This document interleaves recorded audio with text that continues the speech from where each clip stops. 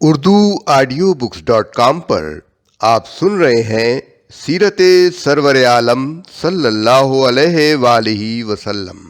जिल्द दोएम,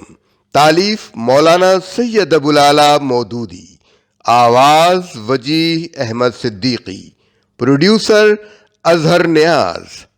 बाब हश्तुम, हिस्सा 6। हजरत खबाब रज़ी अल्लाह अन्हु बिन अल अरत ये असल में इराक़ी थे। कबीले रबिया में से एक गुरोह ने इनको पकड़कर ग़ुलाम बना लिया और मक्का लाकर बनी खुज़ा के एक ख़ानदान आले सिबा के हाथ बेच दिया, जो बनी ज़ुहरा का हलीफ था। ये एक कारीगर आदमी थे, लोहारी का पेशा करते और तलवारें बनाया करते थे। मुसलमान होने के कसूर में पहले तो उन्हें पेट की मार दी गई। मुस्नद अहमद, बुखारी और मुस्लिम में खुद उनका बयान नकल हुआ है कि मेरा कुछ कर्ज आस बिन वाइल सहमी पर आता था। मैं उसके पास तकाजे के लिए जाता तो वह कहता कि मैं तुझे कुछ न दूंगा जब तक तू मोहम्मद सल्लल्लाहु अलैहि वसल्लम का इनकार न करे। मैं उसको जवाब देता कि मैं हरगिज उनका इनकार न करूंगा, ख्वाह तू मरे और फिर जिंदा हो। इब्न साद में है कि इस पर आस कहता, अच्छा तो मरने के बाद फिर जब मैं अपने माल और औलाद की तरफ पलटूंगा तो अदा कर दूंगा। इब्न हिशाम ने यह वाक़या इस तरह लिखा है कि आस ने उनसे बहुत सी तलवारें बनवाईं और कर्ज बढ़ता चला गया। उन्होंने जब तकाजा किया तो उसने कहा कि तेरा ये साहिब जिसके दीन पर तू है कहता है कि जन्नत में बहुत सोना चांदी कपड़ा और खिदमतगार हैं। उन्होंने कहा हाँ। उसने कहा तो फिर मुझे क़यामत तक मोहलत दे, वहाँ मैं अदा कर दूंगा, क्योंकि वहाँ तू और तेरा साहिब मोहम्मद मुझसे ज़्यादा मकबूल न होंगे। इस तरह पेट की मार देने से भी जब जालिमों का दिल न भरा तो उन्होंने उनको सख्त अजाब देने शुरू किए। इब्न साद और बुलाजरी ने शाबी की रवायत नकल की है कि एक मर्तबा हज़रत उमर रज़ी अल्लाह ताला अन्हु की खिलाफत के ज़माने में उन्होंने अपनी पीठ खोलकर दिखाई, जो बिल्कुल बर्स के मरीज़ की खाल जैसी हो रही थी। हज़रत उमर रज़ी अल्लाह अन्हु से कहा कि मुशरिकीन ने आग जलाकर मुझे उस पर घसीटा। फिर एक शख्स मेरे सीने पर खड़ा हो गया और मेरी चर्बी के पिघलने से आग बुझ गई। हुजूर सल्लल्लाहु अलैहि वसल्लम से हज़रत खब्बाब रज़ी अल्लाह अन्हु की फरियाद और आपका जवाब। इन्हीं मज़ालिम के ज़माने का वो वाक़या है जो इमाम अहमद बिन हम्बल, बुखारी, अबू दाऊद और नसाई ने हज़रत खब्बाब से रवायत किया है। वो फरमाते हैं कि जिस ज़माने में मुशरिकीन की सख्तियों से हम बुरी तरह तंग आए हुए थे, एक रोज़ मैंने देखा कि नबी सल्लल्लाहु अलैहि वसल्लम काबे की दीवार के साए में तशरीफ़ रखते हैं।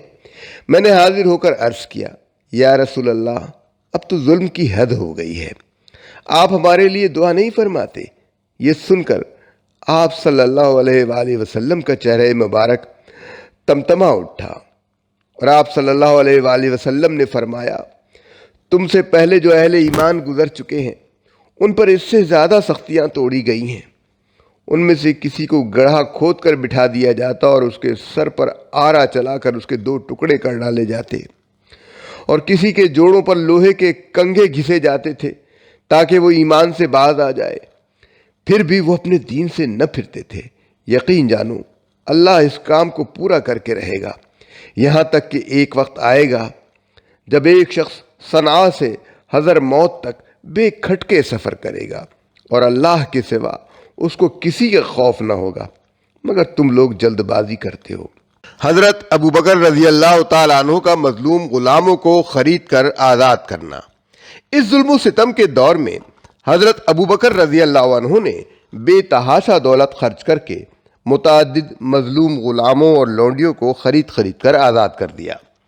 इब्न हिशाम ने ऐसे 7 अफराद के नाम लिए हैं, लेकिन बहीक़ी, इब्न इसाक, इब्न अब्दुल बर और इब्न हजर वगैरह ने जो नाम गिनाए हैं उनको जमा करने से जुमला 9 अफराद की तादाद बनती है। एक हज़रत बिलाल रज़ी अल्लाह अन्हु जिनका जिक्र पहले गुजर चुका है, دو ان کی والدہ حمامہ رضی اللہ عنہا۔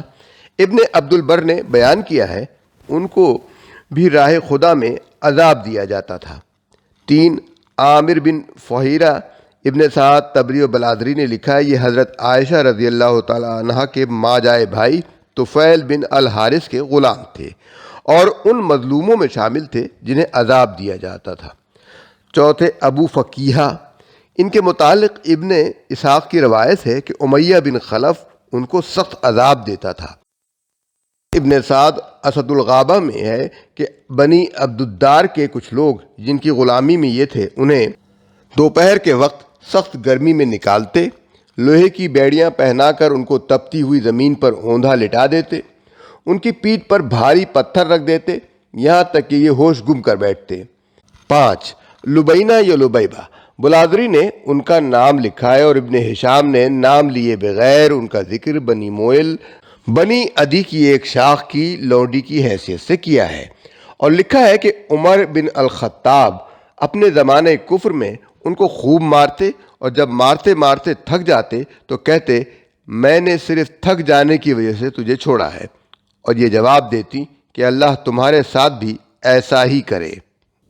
6 اور 7 تہدیہ اور ان کی بیٹی۔ یہ دونوں بنی عبدالدار کی ایک عورت کی لونڈیاں تھیں، ان کی مالکہ بھی ان پر ظلم کرتی تھی۔ 8 زنیرہ۔ استیاب میں ان کا نام زنبرہ لکھا ہے۔ ابن اسیر نے ایک روایت بیان کی ہے کہ یہ بنی عدی کی لونڈی تھیں اور عمر بن خطاب ان کو عذاب دیتے تھے۔ دوسری روایت یہ ہے کہ بنی مخزوم کی لونڈی تھیں اور ابو جہل ان کو عذاب دیتا تھا یہاں تک کہ ان کی بینائی جاتی رہی۔ ابو جہل نے کہا لات اور عزا نے تجھے اندھا کر دیا۔ انہوں نے کہا لات اور عزا کو تو خبر بھی نہیں کہ انہیں کون پوج رہا ہے، یہ فیصلے تو آسمان سے ہوتے ہیں اور میرا رب اس پر قادر ہے کہ میری بینائی واپس دے دے۔ چنانچہ دوسرے روز وہ اٹھیں تو اللہ نے ان کی بینائی بحال کر دی تھی۔ یہی بلادری کی روایت ہے، مگر ابن ہشام نے اس کے برعکس یہ لکھا ہے کہ جب حضرت ابو بکر رضی اللہ تعالیٰ عنہ نے ان کو خرید کر آزاد کر دیا تو ان کی بینائی جاتی رہی۔ قریش کے لوگوں نے اس پر کہنا شروع کیا کہ لات و عزا نے اسے اندھا کر دیا۔ انہوں نے کہا بیت اللہ کی قسم یہ لوگ جھوٹ کہتے ہیں، لات و عزا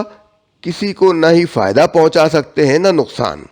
اس کے بعد اللہ تعالیٰ نے ان کی بینائی بحال فرما دی۔ 9 ام عبیس۔ بعض نے انیس اور بعض نے امیس لکھا ہے۔ بلادری نے لکھا ہے کہ یہ بنی زہرہ کی لونڈی تھی اور اسود بن عبد یغوث ان پر ظلم ڈھاتا تھا۔ حضرت ابو بکر رضی اللہ تعالیٰ عنہ کے والد کا اعتراض اور آپ کا ان کو جواب۔ ابن اسحاق، ابن جریر اور ابن عساکر نے حضرت عامر بن عبداللہ بن زبیر رضی اللہ تعالیٰ عنہ کی روایت نقل کی ہے کہ حضرت ابو بکر رضی اللہ عنہ کو اس طرح ان غریب غلاموں اور لونڈیوں کی آزادی پر روپیہ خرچ کرتے دیکھ کر ان کے والد ابو قحافہ نے جو اس وقت مشرک تھے ان سے کہا بیٹا میں دیکھ رہا ہوں کہ تم کمزور لوگوں کو آزاد کرا رہے ہو، اگر مضبوط جوانوں کی آزادی پر تم یہی روپیہ خرچ کرتے تو وہ تمہارے لیے قوت بازو بنتے۔ حضرت ابو بکر رضی اللہ تعالیٰ عنہ نے جواب دیا کہ ابا جان میں تو وہ اجر چاہتا ہوں جو اللہ کے ہاں ہے۔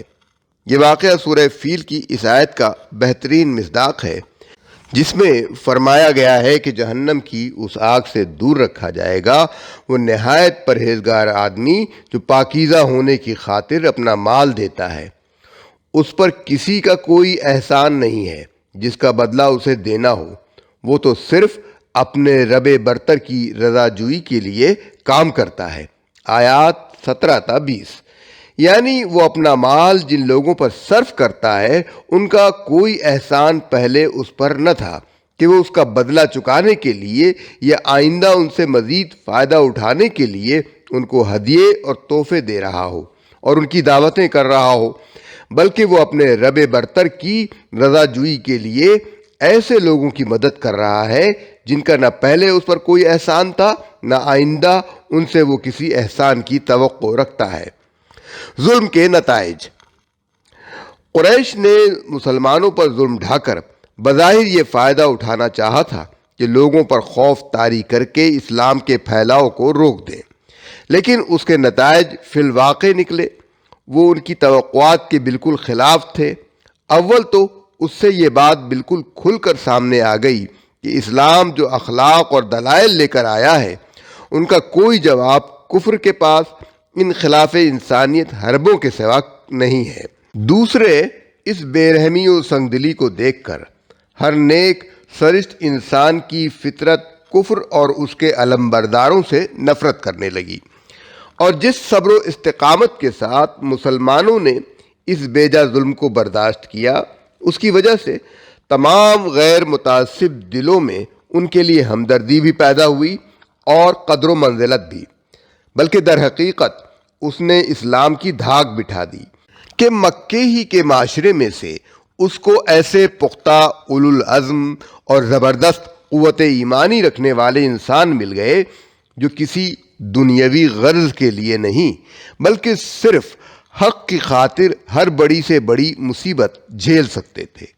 پھر کفار کے یہ حربے اسلام کے پھیلاؤ کو بھی نہ روک سکے۔ اس ظلم کے باوجود ایسے اللہ کے بندے نکلتے ہی رہے جنہوں نے کفار کے علی الرغم اسلام قبول کیا، اور بہت سے لوگ دل میں ایمان لے آئے، مگر اس کا اظہار انہوں نے نہیں کیا، جس کی وجہ سے اعدائے اسلام کبھی یہ صحیح اندازہ نہ کر سکے کہ ان کے درمیان اس دین کے کتنے حامی چھپے ہوئے ہیں جن کی پوشیدہ حمایت کفر کے حصار میں بڑے رخنے ڈال سکتی ہے۔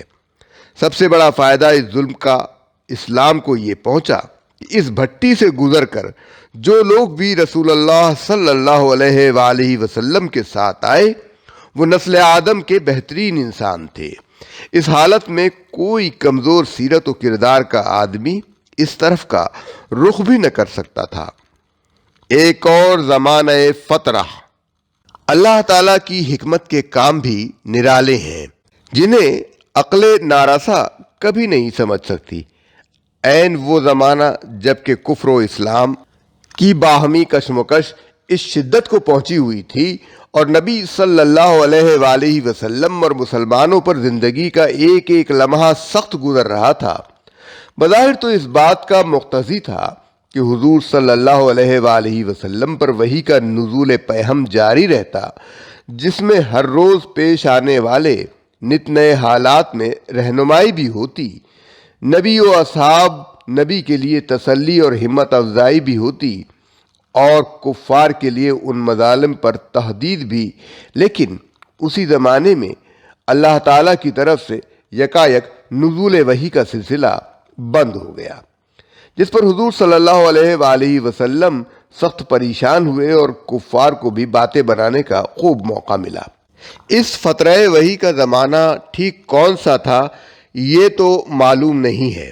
مگر اس سلسلے میں جو روایات احادیث میں منقول ہوئی ہیں ان سے بھی اور خود ان دو صورتوں کے مضمون سے بھی جو اس فترہ کے خاتمے پر نازل ہوئیں، صاف معلوم ہوتا ہے کہ یہ دعوت عام شروع ہو جانے اور کارزار کفر و اسلام کا میدان گرم ہو جانے کے بعد پیش آیا تھا۔ مختلف روایات میں اس فترہ کی مدت مختلف بیان کی گئی ہے۔ ابن جریج نے 12 روز، کلبی نے 15 روز، ابن عباس نے 25 روز، سدی اور مقاتل نے 40 روز اس کی مدت بیان کی ہے۔ بہرحال یہ زمانہ اتنا طویل تھا کہ رسول اللہ صلی اللہ علیہ وآلہ وسلم بھی اس پر سخت غمگین ہو گئے تھے، اور مخالفین بھی آپ کو طعنے دینے لگے تھے، کیونکہ حضور صلی اللہ علیہ وسلم پر جو نئی صورت نازل ہوتی تھی اسے آپ لوگوں کو سنایا کرتے تھے۔ اس لیے جب اچھی خاصی مدت تک آپ صلی اللہ علیہ وآلہ وسلم نے نئی وحی لوگوں کو نہ سنائی تو مخالفین نے سمجھ لیا کہ وہ سرچشمہ بند ہو گیا ہے جہاں سے یہ کلام آتا تھا۔ جندب بن عبداللہ الجبلی کی روایت ہے کہ جب حضرت جبریل علیہ السلام کے آنے کا سلسلہ رک گیا تو مشرکین نے کہنا شروع کر دیا کہ محمد صلی اللہ علیہ وآلہ وسلم کو ان کے رب نے چھوڑ دیا ہے۔ ابن جریر، طبرانی، عبد بن حمید، سعید بن منصور، ابن مردویہ۔ دوسری روایات میں مذکور ہے کہ ابو لہب کی بیوی ام جمیل نے، جو حضور کی چچی ہوتی تھی اور جس کا گھر حضور صلی اللہ علیہ وسلم کے مکان سے متصل تھا، آپ صلی اللہ علیہ وسلم سے کہا، معلوم ہوتا ہے کہ تمہارے شیطان نے تمہیں چھوڑ دیا ہے۔ اوفی اور ابن جریر نے ابن عباس کی روایت نقل کی ہے کہ کئی روز تک جبرائیل کی آمد رک جانے سے حضور صلی اللہ علیہ وسلم پریشان ہو گئے اور مشرکین کہنے لگے کہ ان کا رب ان سے ناراض ہو گیا ہے اور اس نے انہیں چھوڑ دیا ہے۔ قتادہ اور ضحاک کی مرسل روایات میں بھی قریب قریب یہی مضمون بیان ہوا ہے۔ اس صورتحال میں حضور صلی اللہ علیہ وسلم کے شدید رنج و غم کا حال بھی متعدد روایات میں آیا ہے، اور ایسا کیوں نہ ہوتا کہ محبوب کی طرف سے بظاہر عدم التفات، کفر و ایمان کے درمیان جنگ چھڑ جانے کے بعد اسی ذریعہ طاقت سے بظاہر محرومی جو اس جاں گسل کشمکش کے منظار میں آپ صلی اللہ علیہ وسلم کے لیے واحد سہارا تھا، اور اس پر مزید دشمنوں کی شماتت، یہ ساری چیزیں مل جل کر لامحالہ حضور صلی اللہ علیہ وسلم کے لیے سخت پریشانی کا موجب ہو رہی ہوں گی، اور آپ صلی اللہ علیہ وآلہ وسلم کو بار بار شبہ گزرتا ہوگا کہ کہیں مجھ سے کوئی ایسا قصور تو نہیں ہو گیا ہے کہ میرا رب مجھ سے ناراض ہو گیا ہو اور اس نے مجھے حق و باطل کی اس لڑائی میں تنہا چھوڑ دیا ہو۔ سورہ ضحیٰ کا نزول، اس پر سورہ ضحیٰ نازل ہوئی۔ وَالضُّحَىٰ وَاللَّيْلِ إِذَا سَجَىٰ مَا وَدَّكَ رَبُّكَ وَمَا قَلَىٰ، آیت 1 تا 3۔ قسم ہے روز روشن کی اور رات کی جبکہ وہ سکون کے ساتھ طاری ہو جائے، اے نبی تمہارے رب نے تم کو ہرگز نہیں چھوڑا اور نہ وہ ناراض ہوا۔ یعنی جس طرح دن کا روشن ہونا اور رات کا تاریکی اور سکون لیے ہوئے چھا جانا کچھ اس بنا پر نہیں ہوتا کہ اللہ تعالیٰ دن کے وقت لوگوں سے خوش اور رات کے وقت ان سے ناراض ہو جاتا ہے، بلکہ یہ دونوں حالتیں ایک عظیم حکمت و مصلحت کے تحت طاری ہوتی ہیں۔ اسی طرح کبھی تم پر وحی بھیجنا اور کبھی اس کو روک لینا بھی حکمت و مصلحت کی بنا پر ہے، اور اس کا کوئی تعلق اس بات سے نہیں ہے کہ جب اللہ تعالیٰ تم سے خوش ہو تو وحی بھیجے اور جب وحی نہ بھیجے تو اس کے معنی یہ ہوں کہ وہ تم سے ناخوش ہے اور اس نے تمہیں چھوڑ دیا ہے۔ دن کی روشنی اگر مسلسل آدمی پر طاری رہے تو وہ اسے تھکا دے، اس لیے مصلحت کا تقاضا ہے کہ دن کے بعد رات آئے تاکہ اس میں انسان کو سکون ملے۔ اسی طرح وحی کی روشنی اگر تم پر پے در پے پڑتی رہے تو تمہارے اعصاب اس کو برداشت نہ کر سکیں گے، اس لیے وقتاً فوقتاً فترہ وحی بند رہنے کا ایک زمانہ بھی اللہ تعالیٰ نے اس مصلحت کی بنا پر رکھا ہے کہ نزول وحی سے جو بار تم پر پڑتا ہے اس کے اثرات زائل ہو جائیں اور تمہیں سکون حاصل ہو جائے۔ نزول وحی کا بار حضور صلی اللہ علیہ وآلہ وسلم پر کس قدر شدید پڑتا تھا، اس کا اندازہ ان روایات سے ہوتا ہے جو اس کے متعلق احادیث میں وارد ہوئی ہیں۔ حضرت زید رضی اللہ عنہ بن ثابت کہتے ہیں کہ ایک مرتبہ رسول اللہ صلی اللہ علیہ وآلہ وسلم پر وہی اس حالت میں نازل ہوئی کہ آپ صلی اللہ علیہ وسلم اپنا زانو میرے زانو پر رکھے ہوئے تھے۔ میرے زانو پر اس وقت ایسا سخت بوجھ پڑا کہ معلوم ہوتا تھا کہ اب ٹوٹ جائے گا۔ حضرت عائشہ رضی اللہ تعالی عنہ فرماتی ہیں کہ میں نے سخت سردی کے زمانے میں حضور صلی اللہ علیہ وسلم پر وحی نازل ہوتے دیکھی ہے۔ آپ صلی اللہ علیہ وآلہ وسلم کی پیشانی سے اس وقت پسینہ ٹپکنے لگتا تھا۔ بخاری، مسلم، مالک، ترمذی، نسائی۔ ایک اور روایت میں حضرت عائشہ رضی اللہ تعالی عنہ کا بیان ہے کہ جب کبھی آپ صلی اللہ علیہ وسلم پر اس حالت میں وحی نازل ہوتی کہ آپ صلی اللہ علیہ وسلم اونٹنی پر بیٹھے ہوتے تو اونٹنی اپنا سینہ زمین پر ٹکا دیتی تھی اور اس وقت تک حرکت نہ کر سکتی تھی جب تک کہ نزول وحی کا سلسلہ ختم نہ ہو جاتا۔ مسند احمد، حاکم ابن جریر۔ اللہ تعالیٰ نے وحی کا سلسلہ اس لیے روکا کہ حضور صلی اللہ علیہ وسلم کو سکون حاصل ہو جائے۔ اس کے بعد فرمایا وَلِلْآخِرَةِ خَيْرٌ لَكَ مِنَ الْأُولَىٰ، آیت 4۔ اور یقیناً تمہارے لیے بعد کا دور پہلے دور سے بہتر ہے، یہ خوشخبری اللہ تعالیٰ نے نبی صلی اللہ علیہ وآلہ وسلم کو ایسی حالت میں دی تھی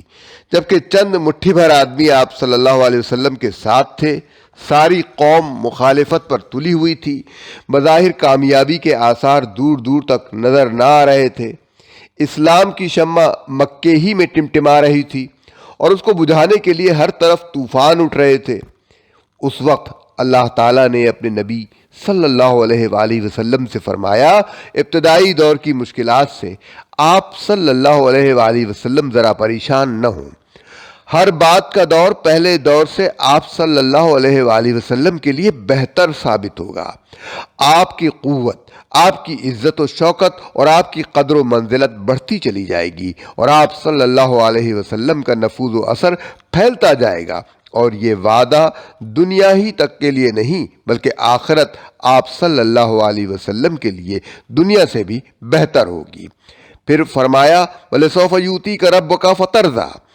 آیت 5، اور ان قریب تمہارا رب تم کو اتنا دے گا کہ تم خوش ہو جاؤ گے۔ یعنی اگرچہ دینے میں کچھ دیر تو لگے گی، لیکن وہ وقت دور نہیں ہے جب تم پر تمہارے رب کی عطا و بخشش کی وہ بارش ہوگی کہ تم خوش ہو جاؤ گے۔ یہ وعدہ حضور صلی اللہ علیہ وسلم کی زندگی ہی میں اس طرح پورا ہوا کہ سارا ملک کے عرب، جنوب کے سواحل سے لے کر شمال میں سلطنت روم کی شامی سلطنت اور سلطنت فارس کی عراقی سرحدوں تک، اور مشرق میں خلیج فارس سے لے کر مغرب میں بحر احمر تک آپ صلی اللہ علیہ وآلہ وسلم کے زیر نگیں ہو گیا۔ عرب کی تاریخ میں پہلی مرتبہ یہ سرزمین ایک قانون اور ضابطے کی تابع ہو گئی۔ جو طاقت بھی اس سے ٹکرائی وہ پاش پاش ہو کر رہ گئی۔ کلمہ لا الہ الا اللہ محمد الرسول اللہ سے وہ پورا ملک گونج اٹھا، جس کے مشرکین اہل کتاب اپنے جھوٹے کلمے بلند رکھنے کے لیے آخری دم تک ایڑی چوٹی کا زور لگا چکے تھے۔ لوگوں کے صرف سر ہی اطاعت میں نہیں جھک گئے بلکہ ان کے دل بھی مسخر ہو گئے، اور عقائد، اخلاق اور اعمال میں ایک انقلاب عظیم برپا ہو گیا۔ پوری انسانی تاریخ میں اس کی نظیر نہیں ملتی کہ جاہلیت میں ڈوبی ہوئی ایک قوم صرف 23 سال کے اندر اتنی بدل گئی ہو۔ اس کے بعد حضور صلی اللہ علیہ وآلہ وسلم کی برپا کی ہوئی تحریک اس طاقت کے ساتھ اٹھی کہ ایشیا، افریقہ اور یورپ کے ایک بڑے حصے پر چھا گئی، اور دنیا کے گوشے گوشے میں اس کے اثرات پھیل گئے۔ کچھ تو اللہ تعالیٰ نے اپنے رسول کو دنیا میں دیا، اور آخرت میں جو کچھ دے گا اس کی عظمت کا تصور بھی کوئی نہیں کر سکتا۔ سورہ علم نشرح کا نزول اسی کے قریب زمانے میں، جبکہ دعوت اسلامی کے آغاز کی مشکلات حضور صلی اللہ علیہ وآلہ وسلم کے لیے سخت پریشان کن ثابت ہو رہی تھیں، آپ صلی اللہ علیہ وآلہ وسلم کی تسلی کے لیے سورہ علم نشرح نازل ہوئی، جس کے بعد متعلقہ اجزاء یہاں میں تشریح نقل کیے جاتے ہیں۔ علم نشرح لک صدرک، پہلی آیت، اے نبی کیا ہم نے تمہارا سینہ تمہارے لیے کھول نہیں دیا؟ اس سوال سے کلام کا آغاز اور پھر بات کا مضمون خود صاف ظاہر کرتا ہے کہ رسول اللہ صلی اللہ علیہ وآلہ وسلم اس زمانے میں ان شدید مشکلات پر سخت پریشان تھے جو علل اعلان دعوت اسلامی کا کام شروع کرنے کے بعد ابتدائی دور میں آپ کو پیش آ رہی تھیں۔ ان حالات میں اللہ تعالیٰ نے آپ صلی اللہ علیہ وآلہ وسلم کو مخاطب کر کے تسلی دیتے ہوئے فرمایا کہ اے نبی کیا ہم نے یہ اور یہ عنایات تم پر نہیں کی ہیں؟ پھر ان ابتدائی مشکلات پر تم کیوں پریشان ہوتے ہو؟ سینہ کھولنے کا لفظ قرآن مجید میں جن مواقع پر آیا ہے ان پر نگاہ ڈالنے سے معلوم ہوتا ہے کہ اس کے دو معنی ہیں۔ سورہ انعام آیت 125 میں فرمایا، پس جس شخص کو اللہ تعالیٰ ہدایت بخشنے کا ارادہ فرماتا ہے اس کا سینہ اسلام کے لیے کھول دیتا ہے۔ اور سورہ زمر آیت 22 میں فرمایا، تو کیا وہ شخص جس کا سینہ اللہ نے اسلام کے لیے کھول دیا ہو پھر وہ اپنے رب کی طرف ایک روشنی پر چل رہا ہو۔ ان دونوں مقامات پر شرح صدر سے مراد ہر قسم کے ذہنی خلجان اور تردد سے پاک ہو کر اس بات پر پوری طرح مطمئن ہو جانا ہے کہ اسلام کا راستہ ہی برحق ہے، اور وہی عقائد اور وہی اصول و اخلاق اور تہذیب و تمدن اور وہی احکام و ہدایات بالکل صحیح ہیں جو اسلام نے دیے ہیں۔ 2 سورہ شعراء آیات 12 اور 13 میں ذکر آیا ہے کہ حضرت موسیٰ کو جب اللہ تعالیٰ نے نبوت کے منصب عظیم پر مامور کر کے فرعون اور اس کی عظیم سلطنت سے جا ٹکرانے کا حکم دیا تھا تو انہوں نے عرض کیا، میرے رب میں ڈرتا ہوں کہ وہ لوگ مجھے جھٹلا دیں گے اور میرا سینہ تنگ ہو رہا ہے۔ اور سورہ طٰہٰ آیات 25 اور 26 میں بیان کیا گیا ہے کہ اسی موقع پر حضرت موسیٰ علیہ السلام نے اللہ تعالیٰ سے دعا مانگی کہ رب اشرح لی صدری ویسر لی امری،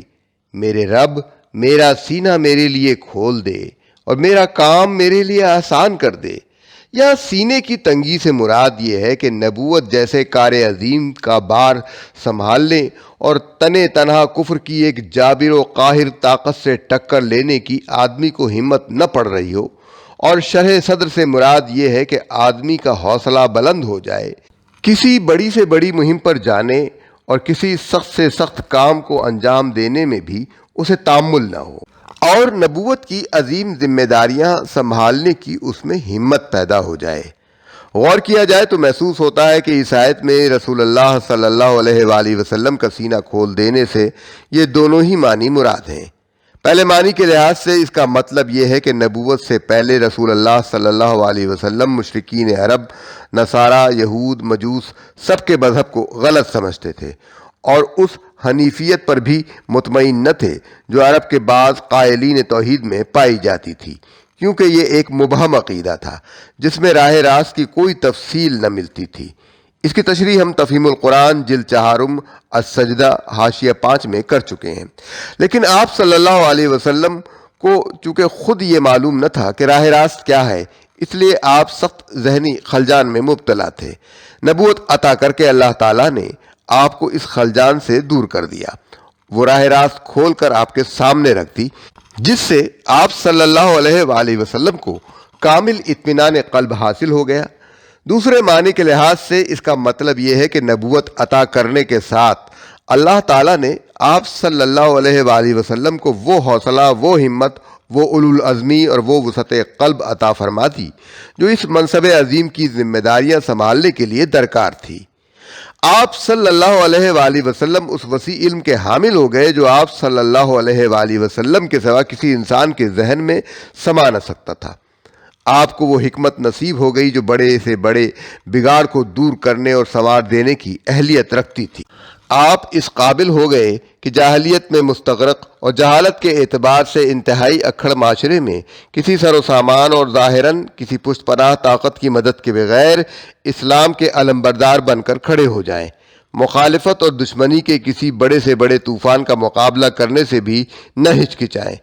اس راہ میں جو تکلیفیں اور مصیبتیں بھی پیش آئیں ان کو صبر کے ساتھ برداشت کر لیں، اور کوئی طاقت آپ صلی اللہ علیہ وآلہ وسلم کو اپنے موقف سے نہ ہٹا سکے۔ پس اللہ تعالیٰ کے ارشاد کا مطلب یہ ہے کہ اے نبی، یہ شرح صدر کی بے بہا دولت جب اللہ نے آپ کو عطا کر دی ہے تو آپ ان مشکلات پر دل گرفتہ کیوں ہوتے ہیں جو آغاز کار کے اس مرحلے میں پیش آ رہی ہیں؟ بعض مفسرین نے شرح صدر کو شق صدر کے معنی میں لیا ہے اور اس آیت کو اس معجزہ شق صدر کا ثبوت قرار دیا ہے جو احادیث کی روایات میں بیان ہوا ہے، لیکن حقیقت یہ ہے کہ اس معجزے کے ثبوت کا مدار احادیث کی روایات ہی پر ہے۔ قرآن سے اس کو ثابت کرنے کی کوشش صحیح نہیں ہے۔ عربی زبان کے لحاظ سے شرح صدر کو کسی طرح بھی شق صدر کے معنی میں نہیں لیا جا سکتا۔ علامہ آلوسی روح المعانی میں فرماتے ہیں کہ محققین کے نزدیک اس آیت میں شرح کو شق پر محمول کرنا ایک کمزور بات ہے۔ وَرَفَعْنَا لَكَ ذِكْرَكَ، اور تمہاری خاطر تمہارے ذکر کا آوازہ بلند کر دیا۔ یہ بات اس وقت فرمائی گئی تھی جبکہ قریش کے سارے دشمنان اسلام حضور صلی اللہ علیہ وآلہ وسلم کو بدنام کرنے میں لگے ہوئے تھے، اور خاص طور پر حج کے زمانے میں ولید بن مغیرہ کی تجویز کردہ اسکیم کے مطابق، جس کا ذکر ہم پہلے کر چکے ہیں، حاجیوں کے ایک ایک ڈیرے پر جا کر آپ صلی اللہ علیہ وآلہ وسلم کے خلاف ایسی باتیں پھیلائی جا رہی تھیں جن سے لوگ آپ صلی اللہ علیہ وآلہ وسلم سے بدگمان ہو کر آپ سے دور بھاگنے لگے۔ پھر اس حالت میں یہ آپ کے رفع ذکر کی خوشخبری کیسی تھی؟ سب سے پہلے آپ صلی اللہ علیہ وسلم کے رفع ذکر کا کام اللہ تعالیٰ نے خود آپ صلی اللہ علیہ وآلہ وسلم کے دشمنوں ہی سے لیا۔ کفار مکہ نے آپ صلی اللہ علیہ وآلہ وسلم کو زک دینے کے جو طریقے اختیار کیے تھے، ان کی وجہ سے آپ کا اسم گرامی عرب کے گوشے گوشے میں پہنچ گیا، اور مکہ کے گوشے گمنامی سے نکال کر خود دشمنوں ہی نے آپ صلی اللہ علیہ وآلہ وسلم کو تمام ملک کے قبائل سے متعارف کرا دیا۔ اس کے بعد یہ بالکل فطری امر تھا کہ لوگ یہ معلوم کریں کہ وہ شخص ہے کون، کیا کہتا ہے، کیسا آدمی ہے، اس کے جادو سے متاثر ہونے والے لوگ کیسے ہیں، اور ان پر اس کے جادو کا آخر کیا اثر پڑا ہے۔ کفار مکہ کا پروپیگنڈا جتنا جتنا بڑھتا چلا گیا، لوگوں میں یہ جستجو بڑھتی چلی گئی۔ پھر جب اس جستجو کے نتیجے میں لوگوں کو آپ صلی اللہ علیہ وآلہ وسلم کے اخلاق اور آپ صلی اللہ علیہ وآلہ وسلم کی سیرت و کردار کا حال معلوم ہوا، جب لوگوں نے قرآن سنا اور انہیں پتہ چلا کہ وہ تعلیمات کیا ہیں جو آپ صلی اللہ علیہ وآلہ وسلم پیش فرما رہے ہیں، اور جب دیکھنے والوں نے یہ دیکھا کہ جس چیز کو جادو کہا جا رہا ہے اس سے متاثر ہونے والوں کی زندگیاں عرب کے عام لوگوں کی زندگیوں سے کس قدر بلند اور پاکیزہ ہو گئی ہیں، تو وہی بدنامی نیک نامی سے بدلنی شروع ہو گئی، حتیٰ کہ ہجرت مدینہ کا زمانہ آنے تک نوبت یہ پہنچ گئی کہ دور و نزدیک کے عرب قبائل میں شاید ہی کوئی قبیلہ ایسا رہ گیا ہو جس میں کسی نہ کسی شخص یا کنبے نے اسلام قبول نہ کر لیا ہو، اور جس میں کچھ نہ کچھ لوگ رسول اللہ صلی اللہ علیہ وآلہ وسلم سے اور آپ صلی اللہ علیہ وسلم کی دعوت سے ہمدردی و دلچسپی رکھنے والے پیدا نہ ہو گئے ہوں۔ یہ حضور صلی اللہ علیہ وسلم کے رفع ذکر کا پہلا مرحلہ تھا جو اس سورہ کے نزول کے وقت گزر رہا تھا، اور سب اس کے اثرات دیکھ رہے تھے۔ اس کے چند ہی سال بعد اس کے دوسرے مراحل پیش آئے جن کو اس وقت کوئی بھی نہ دیکھ سکتا تھا، نہ ان کا تصور کر سکتا تھا، بس اللہ ہی ان کا علم رکھتا تھا، اور اسی نے ان کی بشارت حضور صلی اللہ علیہ وسلم کو دی۔ ہجرت کے بعد منافقین، یہود اور عرب کے تمام اکابر مشرکین ایک طرف رسول اللہ صلی اللہ علیہ وآلہ وسلم کو بدنام کرنے میں سرگرم تھے، اور دوسری طرف مدینہ طیبہ کی اسلامی ریاست خدا پرستی و خدا ترسی، زہد و تقوی، طہارت اخلاق، حسن معاشرت، عدل و انصاف، انسانی مساوات، مالداروں کی فیاضی، غریبوں کی خبرگیری، عہد و پیمان، پاسداری اور معاملات میں راست بازی کا وہ عملی نمونہ پیش کر رہی تھی جو لوگوں کے دلوں کو مسخر کرتا چلا جا رہا تھا۔ دشمنوں نے جنگ کے ذریعے سے حضور صلی اللہ علیہ وسلم کے اس بڑھتے ہوئے اثر کو روکنے کی کوشش کی، مگر آپ صلی اللہ علیہ وآلہ وسلم کی قیادت میں اہل ایمان کی جو جماعت تیار ہوئی تھی، اس نے اپنے نظم و ضبط، اپنی شجاعت، اپنی موت سے بے خوفی اور حالت جنگ تک میں اخلاقی حدود کی پابندی سے اپنی برتری اس طرح ثابت کر دی کہ سارے عرب نے ان کا لوہا مان لیا۔ دراصل کے اندر حضور صلی اللہ علیہ وآلہ وسلم کا رفع ذکر اس طرح ہوا کہ وہی ملک جس میں آپ کو بدنام کے لیے مخالف نے اپنا سارا زور لگا دیا تھا، اس کا گوشہ گوشہ اشہد ان محمد الرسول اللہ کی صدا سے گونج اٹھا۔ پھر خلافت راشدہ کے دور سے آپ صلی اللہ علیہ وآلہ وسلم کا نام مبارک تمام روئے زمین میں بلند ہونا شروع ہو گیا۔ یہ سلسلہ آج تک بڑھتا ہی جا رہا ہے، اور انشاءاللہ قیامت تک بڑھتا چلا جائے گا۔ دنیا میں کوئی جگہ ایسی نہیں ہے جہاں مسلمانوں کی کوئی بستی موجود ہو اور وہاں دن میں 5 مرتبہ اذان میں بآواز بلند محمد صلی اللہ علیہ وآلہ وسلم کی رسالت کا اعلان نہ ہو رہا ہو، نمازوں میں حضور صلی اللہ علیہ وسلم پر درود نہ بھیجا جا رہا ہو، جمعے کے خطبوں میں آپ صلی اللہ علیہ وآلہ وسلم کا ذکر خیر نہ کیا جا رہا ہو، اور سال کے 12 مہینوں میں سے کوئی دن اور دن کے 24 گھنٹوں میں سے کوئی وقت ایسا نہیں ہے جب روئے زمین میں کسی نہ کسی جگہ حضور صلی اللہ علیہ وآلہ وسلم کا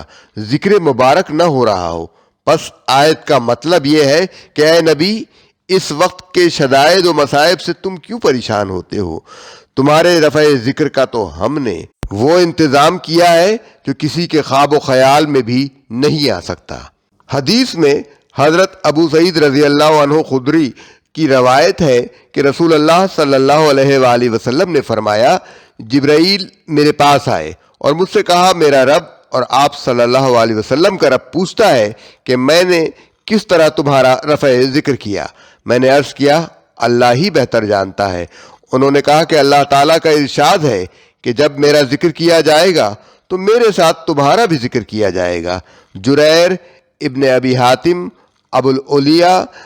ابن المنذر، ابن حبان، ابن مردویہ، ابو نعیم۔ فَإِنَّ مَعَ الْعُسْرِ يُسْرًا إِنَّ مَعَ الْعُسْرِ يُسْرًا، آیت 5 اور 6۔ بس حقیقت یہ ہے کہ تنگی کے ساتھ فراخی بھی ہے، بے شک تنگی کے ساتھ فراخی بھی ہے۔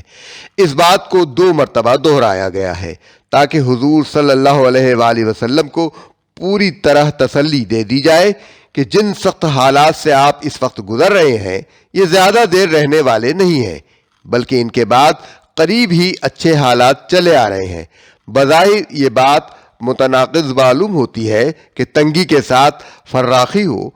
کیونکہ یہ دونوں چیزیں بیک وقت جمع نہیں ہوتی، لیکن تنگی کے بعد فراخی کہنے کے بجائے تنگی کے ساتھ فراخی کے الفاظ اس معنی میں استعمال کیے گئے ہیں کہ فراخی کا دور اس قدر قریب ہے کہ گویا